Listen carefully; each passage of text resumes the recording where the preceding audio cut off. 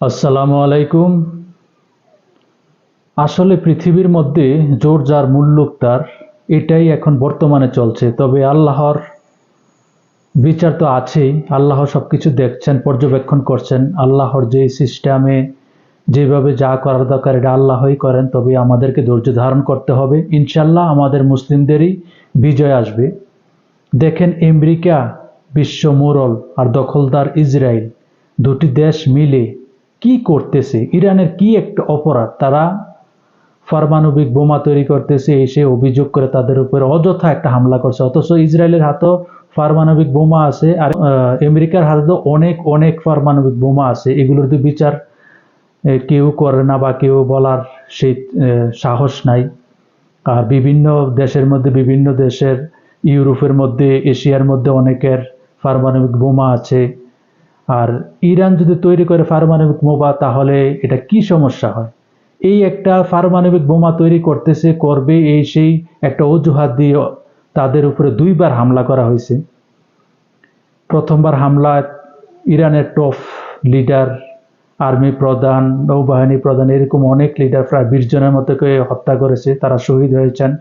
এইবার আবার America Israel মিলে যৌথ হামলায় ইরানের ধর্মীয় প্রধান নেতা আয়াতুল্লাহ আল খামেনিকে শহীদ করে দেওয়া হয়েছে। তার সাথে আরো অনেককে, প্রায় 30 জন, 35 জন এরকম টপ লিডারদেরকে শহীদ করে দেওয়া হয়েছে।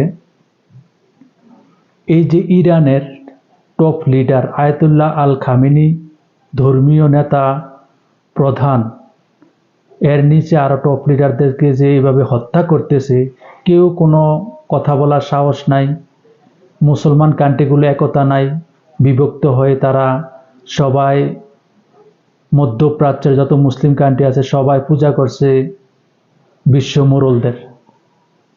তাদেরকে ঘাঁটি দিয়েছে, তাদের পরামর্শ নিতেছে, তাদের দেশে ইনভেস্ট করতেছে। অথচ কোনো মুসলিম কান্ট্রিগুলো একতা হলেই এক রাতে একদিনেই দখলদার রাষ্ট্রকে ধ্বংস করে সব কিছু সর্বশান্ত করে দিতে পারে দখলদার রাষ্ট্রকে। তারপরে শান্তি বজায় থাকে আমাদের এসব মুসলিম মধ্যপ্রাচ্য দেশগুলোর মধ্যে।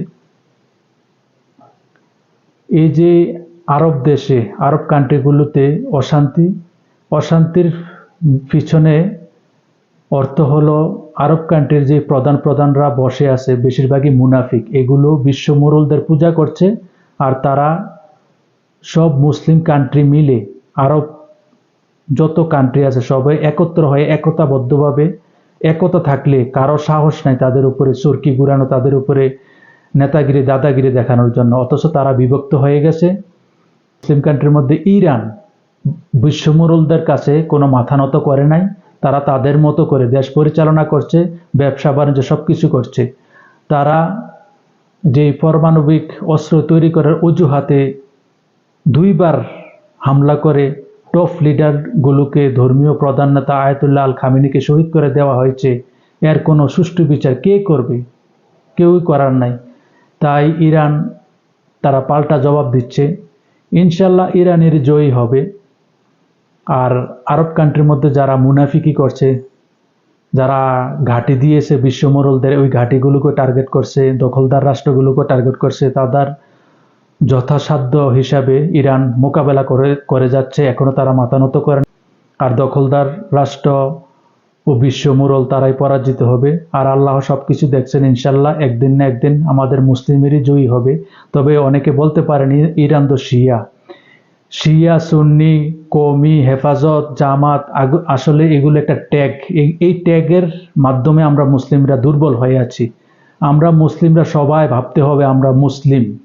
এর মধ্যে কোনো দল নাই, মত নাই, রং নাই, ট্যাগ নাই, কোনো কিছুই নেই। আমরা সবাই মুসলিম। একতাবদ্ধ হয়ে সামনে পথ চলবো, একতাবদ্ধ হয়ে সবাই বসবাস করব। তাহলে অন্য কেউ এসে আমাদের উপরে চরকি ঘুরাতে পারবে না, মোড়লগিরি করতে দেখাতে পারবে না।